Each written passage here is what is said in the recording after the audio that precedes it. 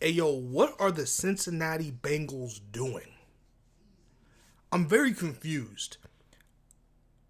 Is the owner of the Cincinnati Bengals, like, is he in debt? Does he need help?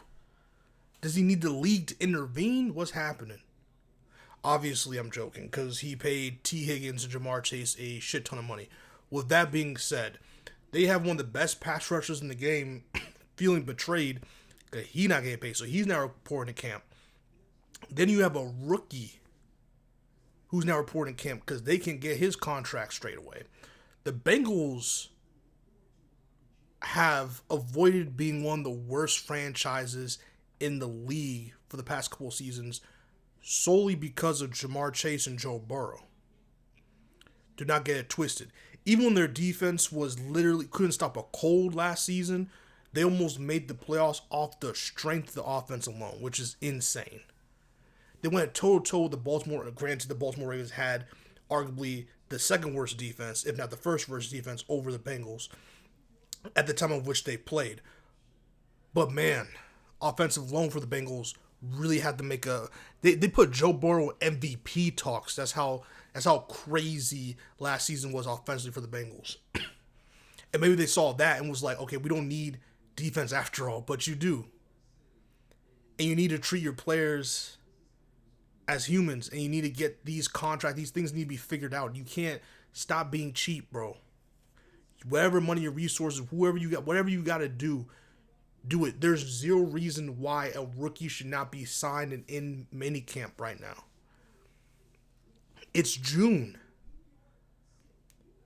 The preseason's in August. And the season's in September. Get your shit together. What are we doing? What are you doing? Why is it that these players have to damn near boycott the team for you to take them seriously in order to strike a deal? The T. Higgins situation should not have lasted as long as it did. Jamar Chase situation should, in fact, the Bengals do themselves a disservice because they don't pay the players. Then the players have a monster season, and then they have no choice but to double, triple, or quadruple what they were about to pay the players. Same to Lamar Jackson. You probably could have paid Lamar a little less. Worried about his extension later, except you've messed around and waited. Had that man, now this is obviously a different team, franchise, but still the same principle. You have that man asked literally to be traded, and then for whatever reason, 31 other teams were like, Lamar Jackson's a terrible football player. We don't want him on our team. Yeah, okay. And then that's what that is. So, I say all that to say, man, the Bengals need to get their shit together. This division is too good, and you're part of the reason why it's good, Bengals. You're part of the reason why it's good. Steelers have a 40-something-year-old quarterback about to face the AFC North defenses for whatever reason, so God bless that. You have Cleveland doing Cleveland things, and then you have... By the way, funny enough, side note, I completely forgot. I'm going to do a video later about Cleveland Browns quarterback room. I completely forgot Deshaun Watson's still a member of the Cleveland Browns. I completely forgot he's on their quarterback depth chart. Because he's obviously injured right now. I completely forgot. There's a video or a photo or whatever of him just like stalking around practice. And I was like, oh shit. They have a quarterback to pay like $1 billion to. Oh, Cleveland. So yeah. I still have to say, the only two teams that have their quarterback situation figured out, which is one of the hardest positions to figure out, is the Bengals and the Ravens. And the Ravens have proven, finally, that they're willing to do whatever it takes to actually get Lamar Jackson weapons in order to win a fucking game in the playoffs to get to the damn Super Bowl and win a title. The Bengals proved that with Joe Burrow, but your team as a whole is so bad. It's not that good. And it's going to get even worse if you cannot sign. Trey, he should. You got to at one point figure out do I care about my money more or do I care about. Because owning a team's not easy, obviously, or else a lot of people would have one. But you got to figure it out. Even with a cap and all that bullshit. You got to figure it out. There's no reason. The rookie, especially for your rookie, because he is not an employee until he signs that contract. He cannot be in that building doing a single freaking thing. He shouldn't be in the building, honestly, without a contract signed. I think he was in the building. He should be nowhere near that building until that contract gets signed. He's not your employee.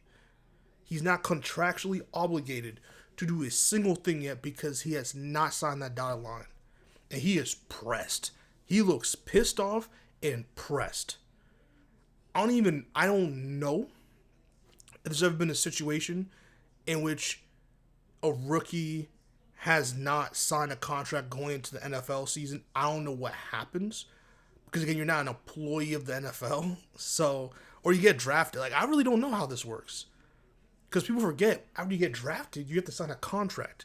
And then you're an employee of this team, of the organization, of the NFL. Until then, you're a guy. You're just a guy who got drafted, but you're a guy who is not employed. So I'm very confused. I don't think it'll take that long. I think the Bengals just love to wait until they feel like they have to. Like their arms are twisted behind their back to do something. I don't know why I like that. And I made this video because I really want to hear from Bengals fans. I don't know any personal. I do not know one Bengals fan personally.